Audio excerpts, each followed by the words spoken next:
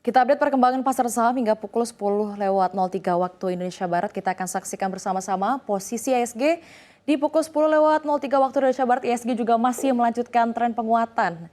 ISG menguat 1,09% atau berada di level 7.417,45 dan indeks harga saham gabungan melanjutkan penguatan dalam 5 menit perdagangan awal. ISG naik 146,53 poin atau 2% ke level 7.483,9. Sebelumnya ISG juga dibuka dengan posisi yang cukup kuat yakni naik 1,69%.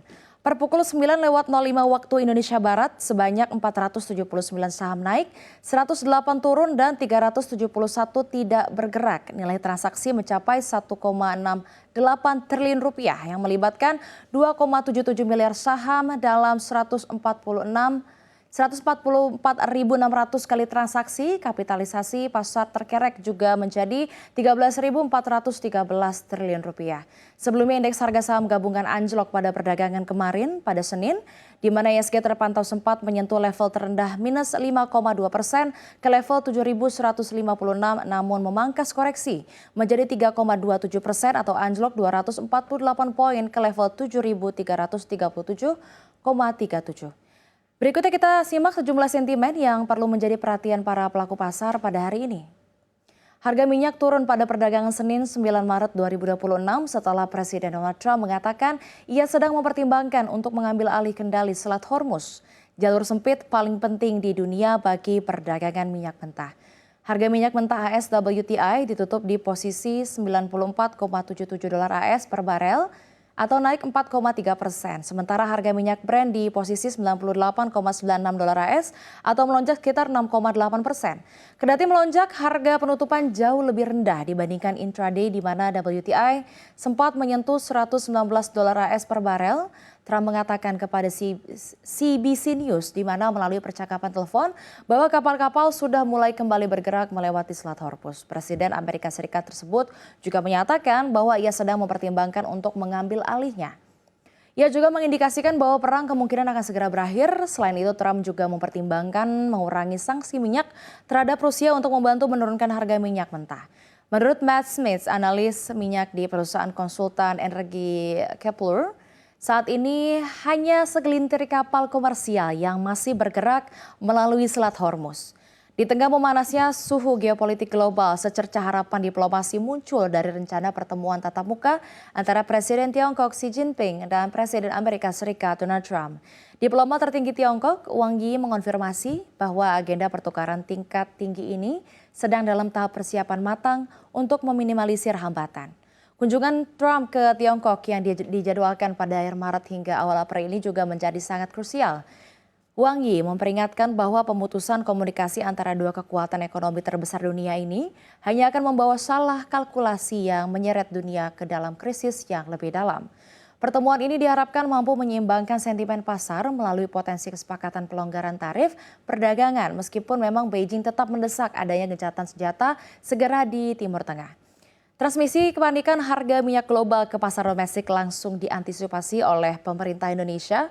Menteri Energi dan Sumber Daya Mineral atau SDM Bahlil Lahadalia memberikan jaminan penuh bahwa ketersediaan stok bahan bakar minyak atau BBM nasional berada dalam kondisi yang sangat aman. Setidaknya untuk mengamankan kebutuhan krusial sepanjang periode Ramadan hingga Lebaran Idul Fitri 2026. Menteri Bahlil Lahadalia menghimbau masyarakat untuk tidak melakukan panic buying di SPBU. Secara strategis pemerintah juga memastikan bahwa harga BBM bersubsidi tidak akan mengalami kenaikan hingga masa hari raya usai. Pertamina Patra Niaga mengonfirmasi bahwa pasokan BBM nasional saat ini memiliki ketahanan stok operasional selama 21 hari yang terus diisi ulang atau di top up secara berkala melalui produksi kilang domestik dan manajemen impor yang terukur.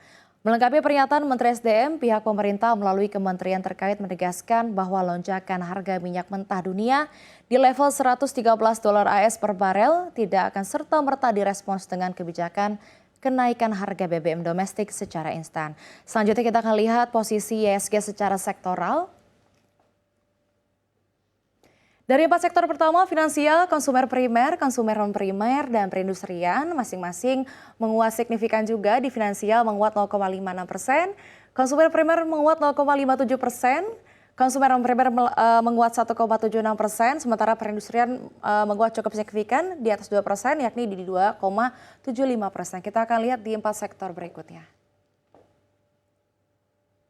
Di 4 sektor berikutnya sudah ada energi, bahan baku, infrastruktur, properti yang juga menopang penguatan pada perdagangan di pagi hari ini. Di mana energi menguat 0,68%, bahan baku menguat 2,37%, infrastruktur menguat 0,69%, properti menguat 1,1%. Kita akan lihat di 3 sektor yang terakhir. Di 3 sektor terakhir sudah ada teknologi, transportasi, dan kesehatan yang juga turut menopang penguatan ISG pada pagi hari ini, di mana teknologi menguat 0,86%, transportasi menguat 1,12%, dan kesehatan menguat 0,57%. Selain dari sektornya, kita juga akan melihat posisi mata uang rupiah pada pagi hari ini terhadap dolar Amerika Serikat. Rupiah sejalan dengan ISG, di mana rupiah saat ini juga turut mengalami penguatan pada perdagangan pagi hari ini. Rupiah menguat atau perkasa terhadap dolar Amerika Serikat 0,28%, atau rupiah berada di level 16.887 per 1 dolar Amerika Serikat. Dan kita juga akan melihat terhadap mata uang di kawasan lainnya seperti Singapura dolar, lalu juga terhadap Japanese yen dan terhadap euro. Rupiah juga kompak menguat terhadap mata uang di kawasan lainnya, di mana terhadap Singapura dolar, Japanese yen, terhadap euro, rupiah menguat masing-masing di 0,33%, 0,39%, dan 0,48%.